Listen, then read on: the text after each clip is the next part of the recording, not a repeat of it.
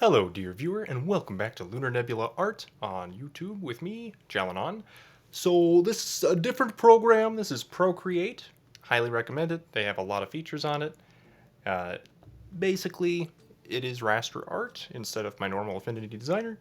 And I was thinking maybe we do a Voltron Naruto mashup.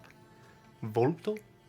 You know, not Boruto, which is bolt in Japanese. And yeah, I looked up some katakana and stuff. Hopefully I got those right. Clearly this is not going to be how it looks in the end, but that's the idea for the title. And we got our reference images. So I'm thinking what we'll probably do. Let's see, we got our Kurama in the background. Probably make a kind of robotic looking Kurama, and then have Naruto wearing the Voltron outfit while still keeping his ninja headband, and then keeping the Voltron helmet down here. And maybe the Voltron helmet will look more like the Nidaime's face shield thing. You know, the second Okage. I think that's second. I forget. It's been a while. But anyway, without further ado, let's speed things up. So here I am sketching out Naruto along with the reference of the motorcycle helmet. Seemed like a decent reference for the Voltron helmet, and so that's what I'm doing here. Trying to figure out shading a little bit, overall design.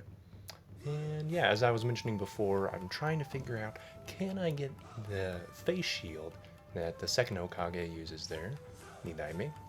And I'm also trying to figure out, maybe I can put in something like the Hidden Leaf Villages symbol on that helmet, but I pretty much decided to keep that on Naruto, and right now I'm just trying to do better inking on this new layer. And as you can see, I do go over the lines and through lines, and I just plan to go back and erase those when I can. But yeah, this is kind of the design I settle on eventually for the helmet. And then I decide to put the symbol for fire on the helmet. Because, you know, with some of the Voltron characters, they have the color coordination. They usually go with the same lion. That's one of the issues with the new Voltron, I think, was they made it so that the connections they had with the lions in the beginning of the series no longer really mattered at the end of it. So I think that was one thing. It felt like the writers could just do whatever they wanted without any real meaning behind it in some ways. I still enjoyed the animation style and everything, but yeah, I actually never finished season 7 of Voltron on Netflix, so yeah. But anyway, we move on to continue the sketching, and here I'm trying to play around with some of the ideas for the shoulders and moving the helmet around, trying to get a decent pose for Naruto right here with the Voltron outfit. And then I decided to do Kurama as the robotic Voltron sort of inspired character, shall we say. And then I add a few little details on here to try to make him have a different silhouette a little bit. So like those little hair spikies, I decided to exaggerate those. And basically thinking through here that I think I want the fingers to be separate parts from the rest of the hand. So then it looks like, you know, it can actually move. So here I try to figure out some things kind of based on the rule of thirds, so to speak, or big, medium, small. And so I try to add a few details in the face, so there's some medium places of details and some small details in there as well. And then I'm trying to figure out the tails here, because they're kind of all over the place. And I'm thinking at this point about lighting. So at first I was not planning to be this ambitious, but then I was like, you know what, it'd be really cool if I could get the lighting to be like the tails are the engines, and so they propel the Kurama craft, or whatever we want to call it. Kuramatron, something like that. I mess around with the fingers for a while because I can't quite figure out the pose I like the most here. So I'm also playing around with those joints. And you'll see me come back and forth with those joints as well. Because, yeah, I like that. And then eventually I was like, you know what, I should just put in a background, just in case I need to switch things around, try to make it look like space. I used an oil fresco brush to get the kind of nebula effect with the purple. And then I'm trying to figure out sectioning out these tails. And once again, you don't really want a bunch of the same sized stuff. That doesn't really look as interesting usually. ZHC can sometimes get away with it, but yeah, usually you want some variance in there. So I individually decided to have like 6 sections per tail. And then here you see me really get into the inking after trying to figure out more of the sketching and all that. I got that done. And here I am using, I want to say, the technical pen. I've heard the G pen is also very good for line art, just in the Procreate default brushes. But I liked the feel of the technical pen, so I didn't really try any others after I figured it out. I do eventually realize I can mess with the streamline function, thanks to some Skillshare stuff. Art with Flow, Ghost Paper, Gal Shear's channels on YouTube, if you want to check those out, are also very helpful. And yeah, this was basically my first big project in Procreate. So I've tried some stuff with it in the past, but I pretty much always just go back to Affinity Designer because I like vector art. But yeah, I got a little ambitious, and considering that this whole piece took me about 7 hours off and on, you know, you want to take breaks for sure. Yeah, I think it came out decently well for my first attempt. And so yeah, here I am just trying to keep things looking spiffy. And sometimes you'll see me doing the quick shape function. I don't think I do it here anytime soon, but for some of the circles or rectangles, anything I can get away with the quick shape, I try to do that. Otherwise, I just try to, for making smoother lines, you generally want to go fast and confident. And so I do that a lot in this, and then just erase the extra bits so that I can get more of the shape I want. And here I'm messing with the V a lot because it's like, And keep in mind, this is a mistake. I actually colored in this V on the line art layer. And so I can't really manipulate it with the rest of the colors I'll do later as well. So I have to go into the line art to mess with the V layer. And yeah. So that's the thing. Keep in mind, try to put colors on your color layer and, you know, learn from it, I suppose. Yeah, I take colors from Naruto and just put them in here. And so far so good with the fill tool, which has been pretty good.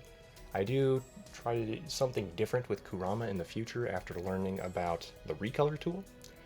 You can access that through the quick menu. You do have to actually activate the quick menu, and then you can redo some of the options on the quick menu. So that might blow by too fast for you to see it, since, you know, this was 7 hours and I've condensed it down into about 15-ish minutes. Yeah, as you can see, I try to make a cool belt buckle here. Have to go into all that. Yep. And another mistake I made here was I thought those white parts I had filled in correctly. But yeah, I have to go back and fix that later. And what I'm doing here is basically on a clipping mask, I'm adding black.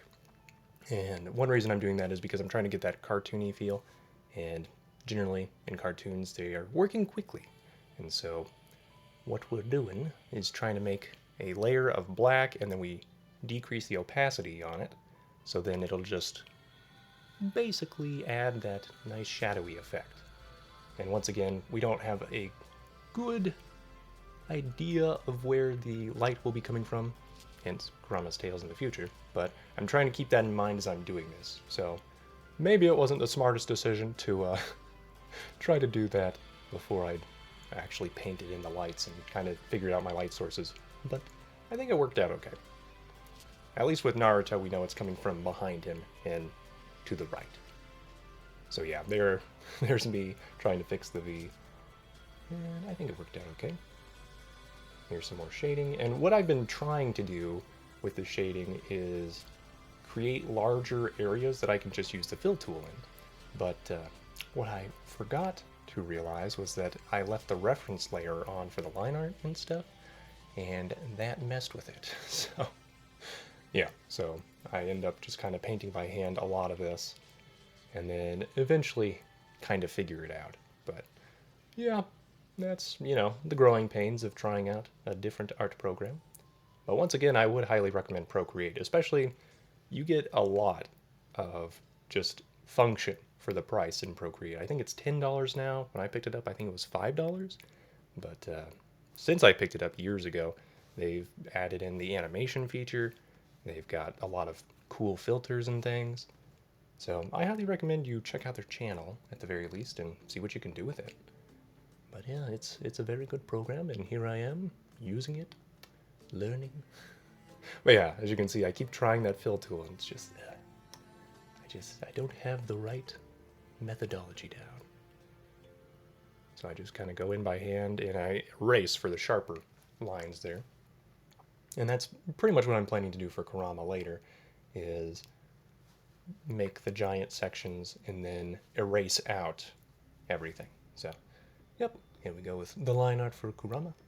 Kuramatron, or whatever we want to call it. And yeah, I thought the eyebrow pieces made some sense.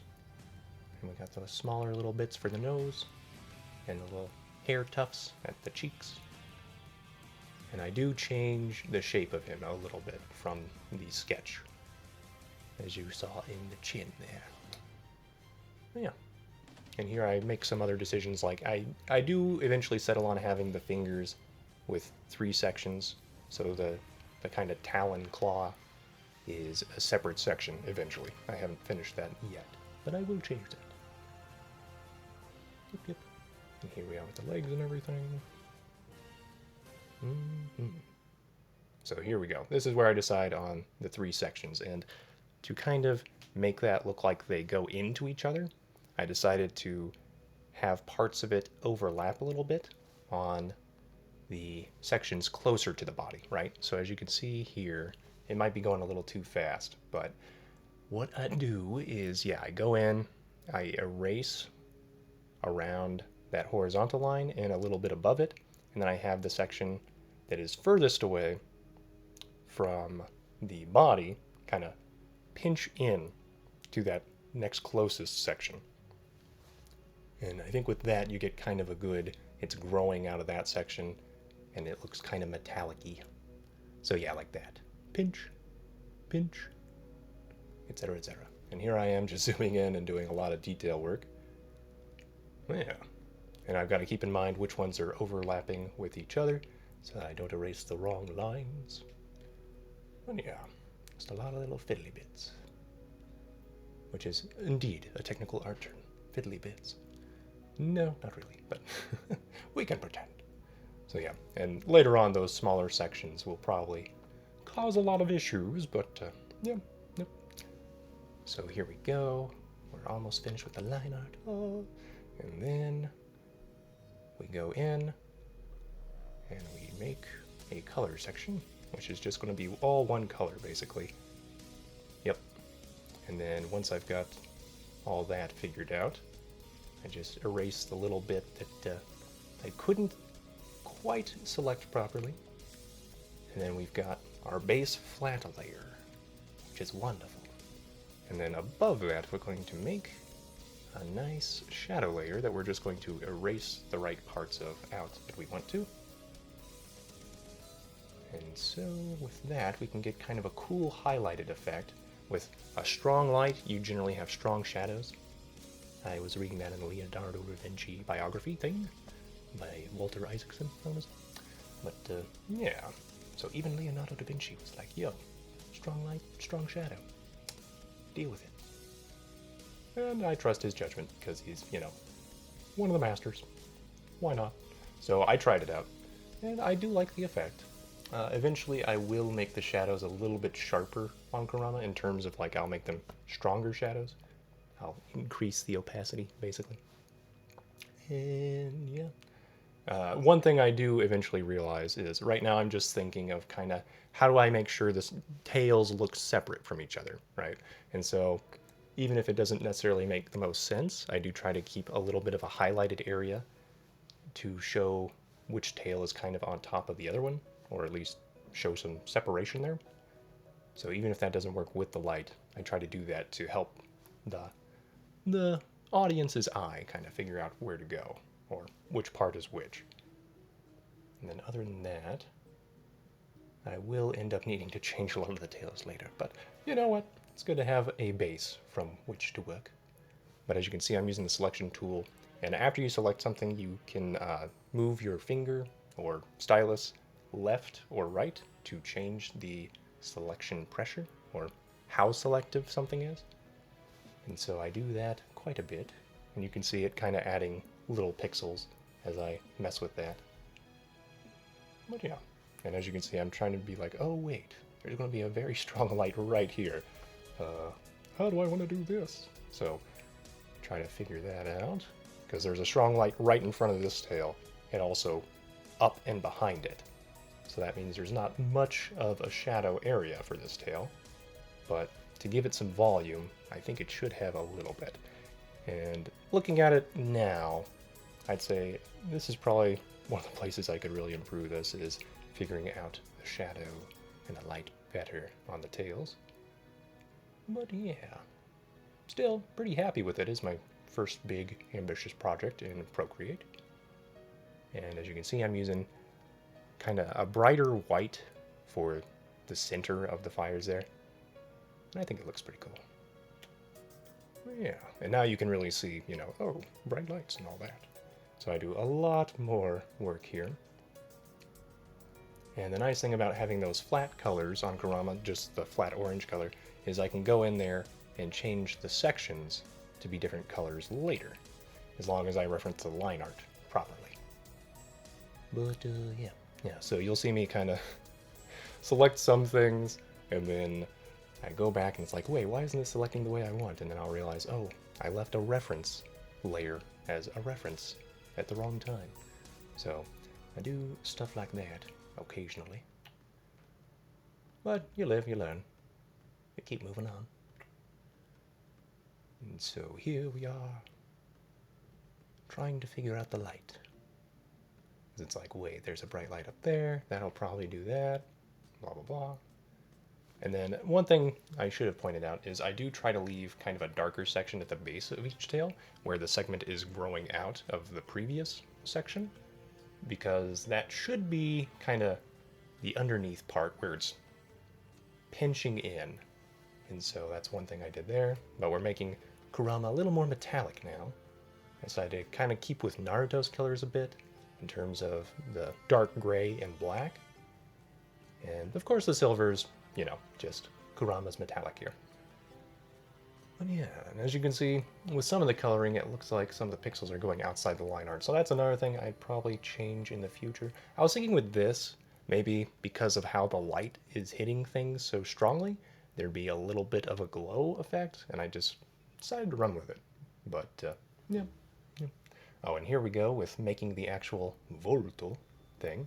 So I'm definitely going to use the V, the O, and the L. And I need to make the T, the U, and all of that stuff. So I just try to make a U out of this by taking part of the O and just erasing it. And then I'm trying to figure out the gradient with the original Naruto kind of emblem, logo, whatever you want to call it. And there we go. I got my gradient that I'm pretty happy with. And here we are. Leave a like if you enjoyed this video. Subscribe to see more. You know, drawing videos and all that. Comment below on what you think of the piece, and have a great day.